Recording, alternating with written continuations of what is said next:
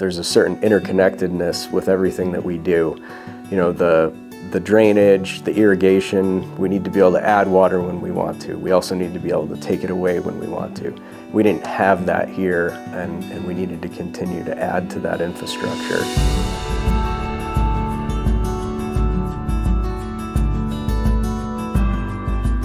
When I was younger, my grandfather was a good golfer, and he golfed at the local private club down the road, and he basically was like, they're looking for somebody to pick the range and park golf carts at night, and I know you want to make some money and save up for a car, so if you want to come down and talk to the owner, I'll introduce you.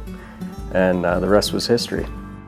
Got paired up with a really good veteran local superintendent at the end of his career at a lower budget private club. Really got a chance to learn some of the resourcefulness, that side of the business, how to really make something with nothing. When you don't have a lot of resources and you still need to, make a great golf course for everybody to play on, it really just forces you to break it down to the absolute needs, right? And one of the things that shows up, and I think it was passed on in some words of wisdom, everybody plays on the green, and typically you have about 3 acres of greens on a property or so. So if you can make that 3 acres really great, it may overshadow some of the other deficiencies that maybe aren't handled by the lack of resources.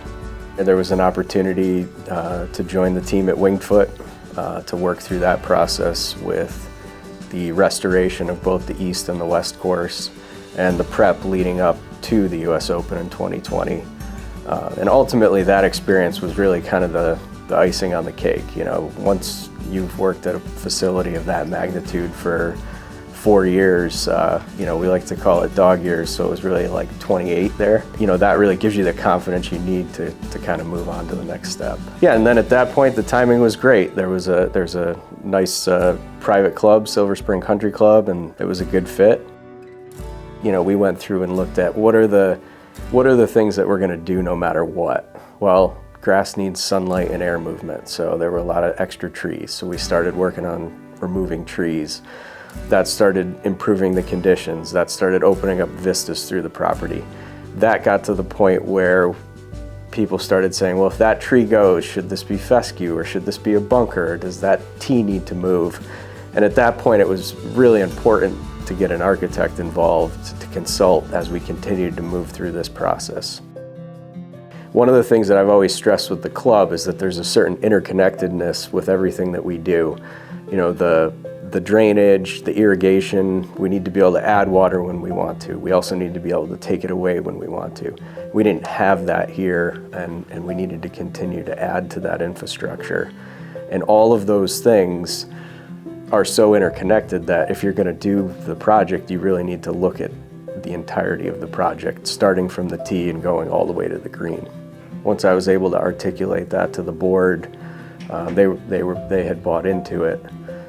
The way I explained it was, you're going to spend so many millions of dollars to repair all this infrastructure, and it's going to essentially just look like a nicer version of what we have, and probably not feel like we got a lot of value out of it because everything is underground.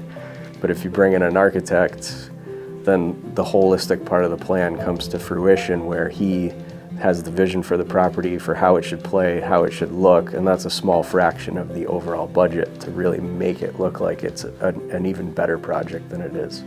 Brian and I actually have known each other for quite a while. I met him for the first time when I was at Wingfoot. He came over to tour the property. Our relationship to that point was one of trust, where I kind of knew the direction he was going, that I supported it as well, and that we would figure it out and we'd figure out how to make it work. We have conversations in terms of, can we mow that? Can we maintain that? But as of right now, I'm trying not to get too much in the way. It's infectious, the risk that he's taking with some of these designs. And so it almost gives you a breath of fresh air to say, like, okay, he designed this great product, and now I'm proud to maintain it, so that hopefully he's proud to say that I designed that and it's in good hands. It's a completely new design from anything that I've seen before. The topography is completely different. The angle of hazards is very interesting. This place is almost unrecognizable from what it was. Some of the different mounding and bunkers that Brian's put in is definitely a lot different. Really cool to see this place change. This is the ultimate change. It's basically a new course out there. There's definitely a challenge to have it playing in perfect condition right away, which sometimes goes against growing the healthiest grass you can. So it kind of is, the analogy I would give is it's like, you know, you have 1 foot on the gas and 1 foot on the brake when you're driving. And that's something that Brian and I have been on the same page with, and we've been explaining to the membership that once the project's done and the last shovel is in the ground, the course is a living, breathing organism, and it's going to evolve. And over the next 3 to 4 years, it'll really evolve into the conditions and the way it should play and the textures that should be out there with the grasses and the fescues. And it's really at that point that it'll then, you know, kind of take on its own character and be the full vision of what we're building.